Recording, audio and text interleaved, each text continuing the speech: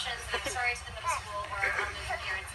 So the Tools of the Mind curriculum is a self-regulation curriculum, which helps students to not only learn how to kind of handle and manage themselves, but manage the play and manage the students around them.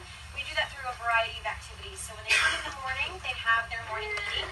Actually, they get breakfast in the classroom first. Then they have their morning meeting, and that's a time to build community. It's a time to talk about what they're going to do in the day, calendar, weather, math activities. There's a dance. You might be seeing that when we go to the classrooms. And from there, they go into their play planning, which is probably the most important part of their day, because they're actually going to plan what they're going to do while they're in centers. When they do that, they use a prompt. I am going to, and then talk about what they're going to do. If the theme this month is grocery theme, maybe they're going to be a cashier and they're going to help all of the customers. If the theme is a restaurant, maybe they're going to be in the bakery and they're going to make cookies. So they're actually planning their play, they're drawing it out, they're writing. Everyone's writing is going to look different, so as you walk through the hallways, you will see some of the play plans up, and you'll see the differentiation between the students. A 3-year-old might come in having some knowledge of some letters. A 4-year-old who is, mid-year might still be learning how to draw the lines underneath to know that each word is corresponding to a section. So you'll see that, and that's when the teachers really get to hone in on every child's individual level. They're sitting with the kids for a good 2-3 minutes each, where they're really individualizing their instruction with that child. Once they plan their play, they go out into their centers and they get to play. This is where they do their make-believe. This is where they engage in all different kinds of activities that are related to the theme.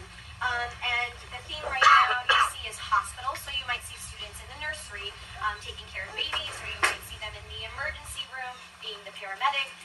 So we do change themes about every 6 to 8 weeks. Once they're done with that, they do a story lab. They go to lunch, they go to recess, they come back to go to specials, they brush their teeth, they have some hygiene, things, bathrooming and whatnot, and then they get ready for their nap. For 3-year-olds, it's an hour and a half. For 4-year-olds, it's an hour. Once they're done with their nap, they wake up and they get to do math or science activities. So it's a pretty full day, but it's a very fun day, and it's all through play. Everything that they're doing is through play. The math that they're learning is through games. The science that they're doing is through games and observations and work studies, if you will, all based on their individual levels. So you'll see a lot of that as we walk through the hallways, and we'll try to point that out for you. For before and after care, currently we work with the YMCA. The YMCA is our vendor. They work here in the building. Before care begins at 7 a.m. It is fee-based, and the after care ends at 6 p.m. Once again, fee-based. Any other questions about anything specific? Just the nap time. What time is the nap time? We do nap time starting at 1. So 1 to 2:30 or 1 to 2. Yes. How much is that? 20 kids to 2 adults. Yes. Do you know how many spots there are just for 3-year-olds? Well, there would be about 36, 37 spots, I believe. I don't actually know. Mr. Trogish, I believe, is getting that information in the next week or two. We don't get to decide that, unfortunately. So they just decide that. But for pre-K4, that's all going to depend on how many of our pre-K3 children matriculate to pre-K4. I don't know if Mr. Trogish mentioned to you, all of our teachers loop with their kids. If you don't know what looping is, you get to stay with your teacher for 2 years. So if you come in at pre-K3, your teacher for pre-K3 is your teacher for pre-K4. Kindergarten, same as first, second, third, fourth, fifth. When they get to 6th grade, they actually loop for 3 years because they have the same science teacher, the same social studies teacher, the same English teacher for 3 years. It's really creating some relationships, not only between the kids and the adults, but it's creating great relationships for you. You then only have to, know and understand one teacher for 2 years. Some people get a little bit, we can't leave our teacher because it's been 2 years, but then you get to know somebody else for another 2 years. Did I see a question? Yeah. Yeah, for pre-K3 and 4, how much physical activity they do, or physical education do they get? Yep, so they get PE twice a week for 40 minutes. And And then they have outdoor or indoor play, depending on the weather. Unfortunately, for the last week and a half, it's been really bad. But they get then some kind of play outside for at least 40 minutes as well. So there's a lot of time for physical activity. And I will say that in the after-school program, some of the teachers do yoga with the kids. Some of the teachers are even doing yoga while they're in the classroom, maybe for some breathing techniques or calming down techniques. So they're doing physical activity quite a bit during the day.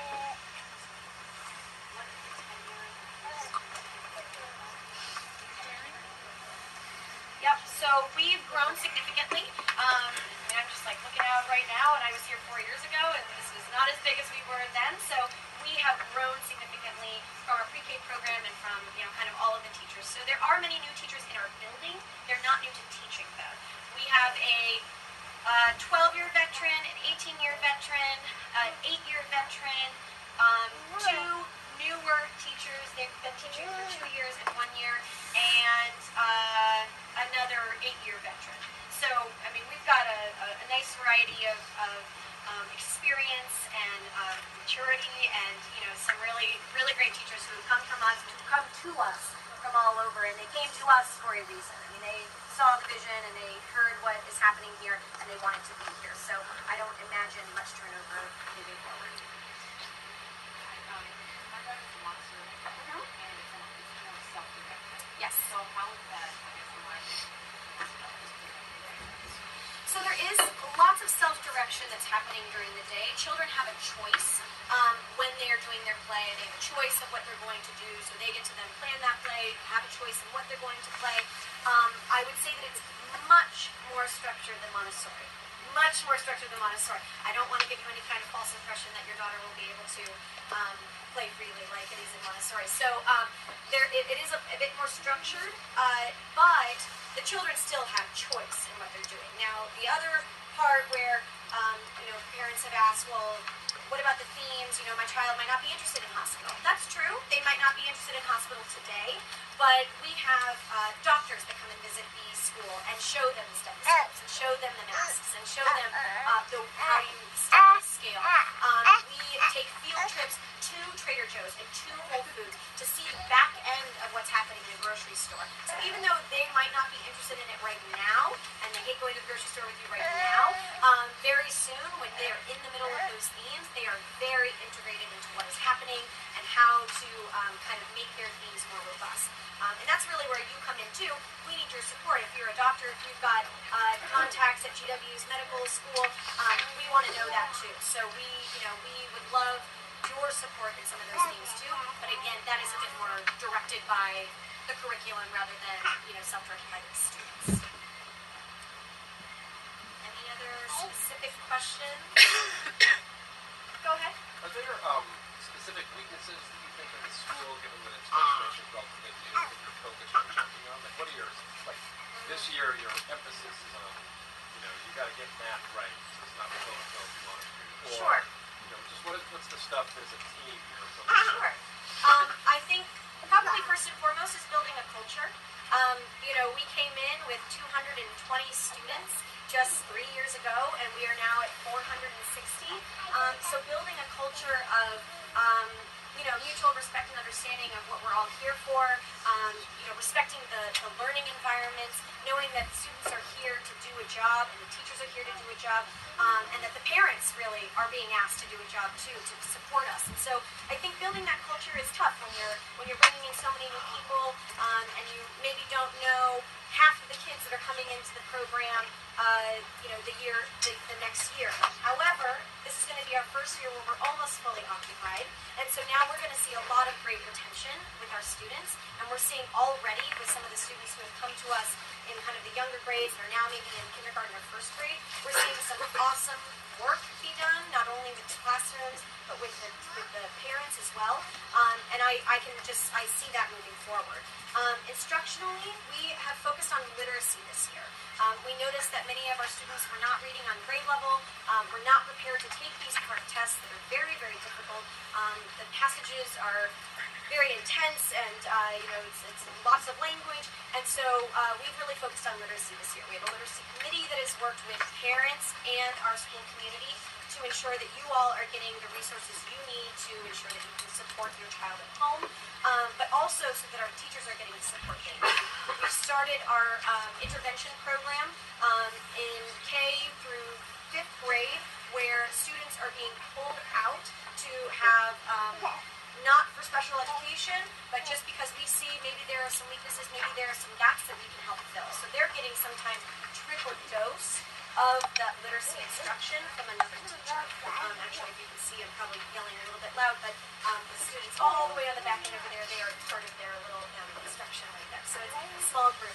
And we are also doing that in the middle school, but we're doing it a little bit differently. The intervention happens at the end of the day in the extended day program. Yes? It seems like you mentioned testing. It seems like district-wide, the most recent test scores that we have are lower Calling, than... yeah. What happened the year before? The test changed.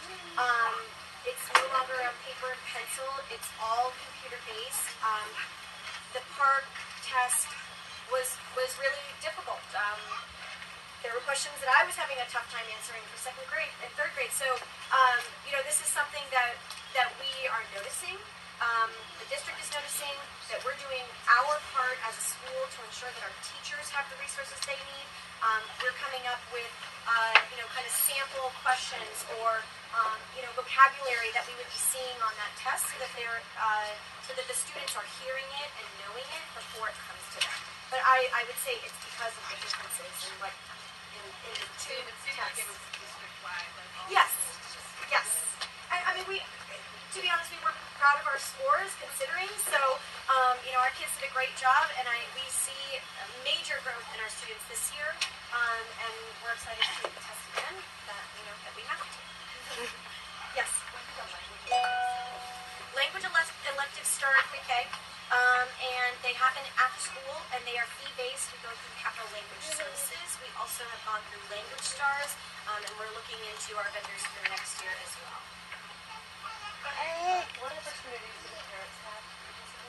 Oh, perfect opportunity to invite Chris.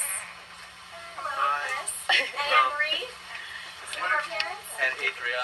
And Adria. The parent organization, I'm one of the vice presidents. Come up front. Okay. I'm gonna stiff neck. Okay. I'll run around here. Can I help you?